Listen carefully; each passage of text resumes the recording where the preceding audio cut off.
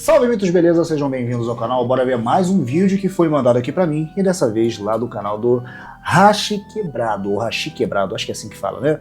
O mangá que não deveria existir, tá bom? Ele já colocou aqui uma referência, uma imagem, pelo que eu tô vendo aqui, lá do Berserk, mas pelo visto não é esse anime especificamente, já pela thumb parece ser um outro anime que eu nunca ouvi falar na minha vida. Então, eu estarei vendo agora com vocês naquele mesmo esquema, na verdade no anime, né, eu falei errado, mangá, né? Então bora ver esse vídeo aqui naquele mesmo esquema para eu poder descobrir, porque, mano, o mangá é uma parada que eu sinceramente eu não sei se um dia eu vou comprar, e sinceramente eu não sei se quando eu for comprar qual será, qual a obra será. Então eu gosto de acompanhar através de vídeos aqui de pessoas que já leram e falam a respeito daquela obra específica. Então eu estarei fazendo isso agora com vocês. Então deixa lá e se inscreve no canal, ativa o sininho, sem enrolação, bora para o que interessa, é claro, depois da vinheta. Valeu!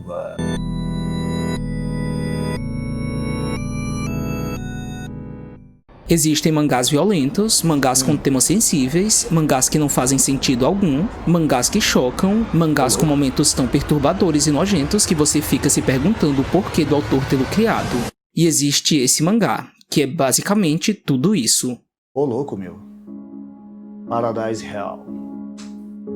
Ao longo do canal já lemos uma grande quantidade de histórias de todos os tipos, mas até o momento nenhuma foi tão desconfortável quanto Paradise Hell, que caiu no nosso colo por puro acaso. Mas diferente de outras leituras, ela não foi nem de longe minimamente agradável. Seu começo tem um tom muito parecido com histórias sobre isekais, em que personagens acabam indo parar num outro universo após a morte, ou depois de algum evento traumático onde ele tem a chance de conseguir sua melhor versão no mundo onde tudo é entregue de bandeja para ele. Mas aqui, a coisa acontece um pouco diferente. Mas antes de tudo, temos que conhecer a figura central dessa história sem pé nem cabeça. E ele é Kamishiro Shizuka, um estudante universitário que está vendo sua vida ir por água abaixo. A situação dele já não era das boas e só piorou quando ele decidiu arriscar o único dinheiro que ele tinha num investimento nada confiável. Kamishiro foi induzido por seu colega de sala de aula a apostar tudo sem medo com um homem chamado Kishiwada, que diziam que ele costumava ajudar estudantes em apuros. Kamishiro tinha ido para Tóquio vindo do interior há 3 anos. Ele tinha pensado que sua vida ia decolar e tudo no começo pareceu como um mundo de possibilidades, inclusive o seu encontro por acaso com sua vizinha Aoyama, que inicialmente tinha conversado com ele com entusiasmo e simpatia, mas não demorou para que ela o visse exatamente como ele se sentia, um perdedor. Kamishiro não tinha amigos, seu emprego era absolutamente tedioso e ele apenas via de longe os outros terem a vida social que ele pensou que teria. A única pessoa que ainda podia ser chamada entre muitas aspas de amigo era justamente aquele que um dia lhe deu as costas ao dizer que o dinheiro que ele tinha investido tinha se perdido, porque o cara que prometeu dar um retorno financeiro para eles tinha sumido do mapa. Kamishiro sentiu um buraco abrir diante dele porque ele não ia conseguir pagar a mensalidade da universidade no próximo mês. Ele até tentou pensar em avisar para sua mãe sobre o que tinha acontecido, mas ele tinha saído de casa com a esperança de ter sucesso. Ligar para ela seria justamente comprovar para ambos o seu fracasso. Kamishiro ficou perdido dentro de si mesmo, sem nem conseguir imaginar uma possibilidade de solução. Mas um pensamento veio em sua mente, um pensamento que dizia para ele matar todas as pessoas. No entanto, no mesmo instante em que veio, essa ideia evaporou e foi colocada na culpa que ele estava com a cabeça cheia a ponto de ter ouvido coisas sem menor cabimento. Kamishiro estava vivendo sua dor dentro de seu próprio mundo, mas na parede ao lado, mais especificamente na casa da vizinha que o desprezava, as coisas estavam mais animadas. Ele se sentiu ainda mais frustrado ao ouvi-la transando, o que também era uma questão para ele porque ele ainda não tinha perdido a sua virgindade. Só que por mais que estivesse desconfortável com tudo, Kamishiro inevitavelmente não conseguiu deixar de se excitar ao imaginar o que estava acontecendo logo ali, o que o deixou numa posição de humilhação ainda maior. E de súbito, sem nem pensar, apenas deixando seu corpo agir em outras partes, ele deu um soco na parede abrindo um buraco do outro lado, logo após a mesma energia negativa de matança vir em sua mente. Kamishiro não sabia como ele tinha conseguido fazer aquilo, mas isso tão pouco importava. Sua vizinha, junto com o homem da vez, foram até a casa dele para tirarem satisfações e as coisas se complicaram ainda mais para ele. O homem socou Kamishiro quantas vezes lhe deu vontade e tentou extorquí-lo dizendo que ele tinha que lhe dar dinheiro como compensação. E foi nesse momento que ele percebeu que aquele era o mesmo cara que tinha sumido junto com a promessa do retorno de investimento. Kamishiro sequer ligou para o que estava acontecendo e ele implorou para que ele devolvesse o seu dinheiro. Mas o que ele recebeu foi ainda mais socos e a sentença de que ele ia ter que morrer. O homem apanhou uma roupa do varal e a usou para apertá-la em seu pescoço com toda a força. Camíchero esperneou procurando ar, tanto que ele se urinou de medo, mas enquanto estava entre a vida e a morte, ele pensou, agora sem influência externa qualquer, de que ele ia matar todos eles. Ele pediu com todas as forças que alguém o livrasse daquela situação matando aquele homem, e então uma voz respondeu dizendo que faria exatamente como ele estava pedindo. E assim, numa fração de segundos, o tecido em seu pescoço afrouxou quando a cabeça de quem o estava segurando saiu rolando pelo quarto. Camíchero precisou de alguns segundos para recuperar completamente o fôlego. Ele estava ofegante, confuso e humilhado, mas não o suficiente para deixar de perceber a presença demoníaca de armadura no quarto com eles. Camíchero implorou para que ele ficasse longe, mas o que ele ainda não sabia era que eles estavam do mesmo lado. O cavaleiro se ajoelhou perante a ele e se apresentou como Zeros, deixando imediatamente gravado em sua testa a prova de que ele era o rei demônio que ia trazer o inferno para a Terra. Ele perguntou o que isso significava e Zeros foi direto ao dizer que ele precisava dominar completamente aquele mundo porque em seu universo o número de monstros tinha aumentado e parte de sua população foi realocada para a Terra, que agora precisava ser governada por forças fora da compreensão humana. O mangá, como dissemos, tem basicamente os mesmos elementos de histórias fantásticas de deslocamentos de personagens para um propósito maior. Só que o mais irônico de tudo é que Camíchero nunca foi a pessoa escolhida. Zeros apenas se confundiu e acabou fazendo dele o prometido e já não havia mais como quebrar o contrato. As qualidades para alguém se tornar o rei demônio eram crueldade, perversidade e ganância ao extremo. Coisas que Camíchero não tinha num nível elevado porque ele sempre se manteve longe de qualquer tipo de confusão. Já o mesmo não podia ser dito da cabeça decepada. Aquele deveria ser o rei demônio e Zeros apenas se confundiu porque eles estavam perto o suficiente um do outro quando ela sentiu a energia negativa vinda do quarto dele. Camíchero tentou argumentar que ela tinha se enganado, mas como as coisas podiam ficar complicadas para ela se o alto escalão soubesse de seu erro, ela disse que bastava forçá-la a se tornar um substituto e candidato perfeito. Caso ele se recusasse, ela simplesmente ia matá-lo. Bom, até aqui as coisas estavam dentro da normalidade, mas tudo que vem em seguida é o puro suco do absurdo e vamos ter que florear bastante para conseguirmos falar minimamente sobre o que existe de mais desprezível e que acontece muito nessa história. Zeros dá para ele a tarefa de violentar sua vizinha na frente dela. Camíchero se negou a fazer isso porque, embora ele quisesse perder a sua virgindade, ele não queria que isso acontecesse nessa circunstância tão horrível. Mas Zeros não lhe deu autonomia alguma. Quando menos percebeu, ele estava sem roupas, mas isso não era tudo. Para dar um toque ainda mais de bizarrice, Zeros disse que ia violá-lo porque isso ajudaria a fazer o mesmo com sua vizinha. E, inevitavelmente, ele teve uma ereção e consumou o ato. Mas como os tópicos sensíveis nessa história são abordados sem o menor interesse de ser feito com responsabilidade, a reação dela passou longe de ser o esperado. Ela estava com uma expressão de pura satisfação. Camíchero não entendeu por quê, mas Zeros explicou que essa era uma de suas habilidades, ou seja, todos que ele abusasse se tornariam seus escravos, e assim, por mais que ele soubesse que aquilo que ele fez tinha sido muito errado, ele gostou por uns instantes da sensação de estar no topo pela primeira vez na sua vida. Mas o peso na consciência veio logo em seguida. Ele achava que sua vida estava completamente arruinada porque mesmo que Aoyama tivesse se tornado a sua escrava, eles ainda tinham que lidar com aquele corpo no quarto. Mas Zeros simplesmente o fez desaparecer porque isso nunca chegou a ser um problema. Afinal, ela era uma criatura de outro mundo. Zeros quis discutir sobre os próximos planos e Camíchero contou que ele estava quebrado sem nenhum tostão no bolso. Mas Aoyama deu a solução dizendo que eles podiam pegar o dinheiro de seu namorado porque agora com ele morto, ele com certeza não ia precisar mais dele. Já no banco para pegarem o que precisavam, Camíchero e Aoyama foram surpreendidos pela polícia. Mas Zeros os matou em plena luz do dia na frente de todos, decepando suas cabeças com um único golpe. E imediatamente ela lhe deu outra tarefa. Ele precisava fazer com absolutamente todas as pessoas que estavam ali o mesmo que ele tinha feito com Aoyama.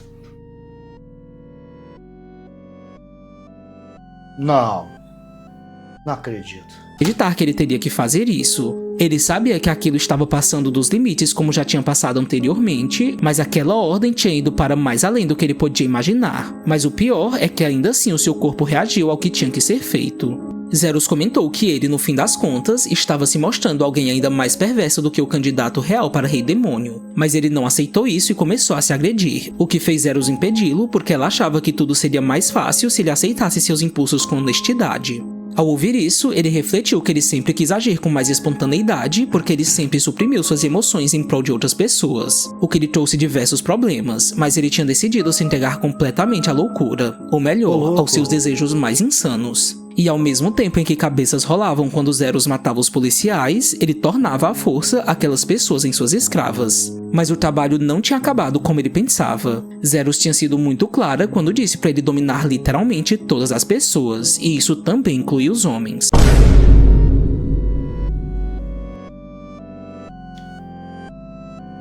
Virou o Hulk do Buchaverso, teve que comer todo mundo. Tá que o pariu. Acho que não é preciso falar muito sobre o que aconteceu. Se tivéssemos que descrever a cena, ela se encaixaria mais ou menos naquelas cenas de pintura medieval do inferno, com a diferença de ser algo ainda pior por não fazer o menor sentido e por ter apenas a intenção de erotizar algo que jamais deveria ser um fetiche. O mangá não se importa de trazer nenhum desenvolvimento a respeito desse tema que, se pararmos para pensar, até que daria para ser trabalhado muito bem sem se apoiar o tempo inteiro em abusos. Temos um personagem que vai ser corrompido e, nesse caminho, ele encontra alguns percalços enquanto se vê em conflito com a sua nova assimilação de identidade. Mas nada disso acontece porque os motivos estão mais voltados para vamos criar uma história absurda que só escalona a cada capítulo. Kamishiro até se encontra em conflito consigo mesmo, principalmente depois que as ordens que ele cumpre são realizadas, mas as coisas são feitas de um jeito tão superficial que você só consegue sentir ainda mais desprezo por ele.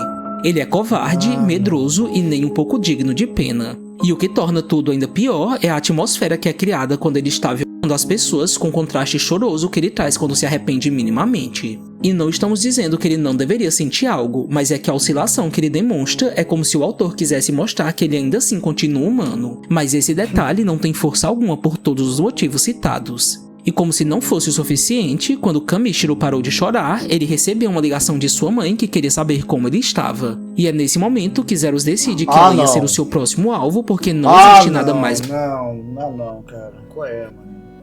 Putz, que o... Não. Não, cara.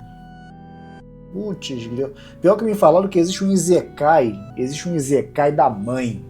Cara, literal, eu não sei como é que funciona essa história, sinceramente eu não tô nem aí. A boa, cara, eu tô um pouco me lixando, eu não sei como é que... Eu só sei que o cara vai pro Isekai e ele fica com a própria mãe, se é que vocês me entendem. Eu não vou dar detalhe, mas vocês já entenderam. É basicamente isso aí. Cara, que absurdo, mano. Maligno do que colocar a imagem maternal dentro desse contexto. Kamishiro surtou ao saber o que ele teria que fazer. Ele já achava insuportável pensar em seus pais tendo relações sexuais, mas mais ainda, ele fazendo parte de tudo isso. Ele tentou distraí-la dizendo que ela morava muito longe, mas ela resolveu esse problema numa questão de segundos, os teletransportando para a zona rural onde sua família morava. Kamishiro ficou sem alternativas. Tudo o que ele pensava não era o suficiente, até que ele teve uma ideia, uma tão horrível quanto as que já tinham sido feitas. Ele simplesmente propôs fazer o que você está pensando com uma das vacas da família, porque só fazendo um absurdo para ser poupado de outro. Alguns acontecimentos caóticos felizmente fazem com que o plano de Zeros seja interrompido porque alguns anjos aparecem para lutar contra ela porque eles eram os inimigos naturais dos demônios. Um grande roteiro? Não, mas é o que acontece e Kamishiro acaba se afastando dela e ela sai para procurar alguém que possa substituí-lo. 3 meses depois, já tentando levar uma vida normal com a Aoyama que continuava enfeitiçada por ele, Kamishiro teve uma surpresa bem bizarra. Uma noite alguém bateu em sua porta, e quando ele a abriu, ele viu uma criatura metade humano, metade vaca. E essa figura estranha era nada menos do que o seu filho.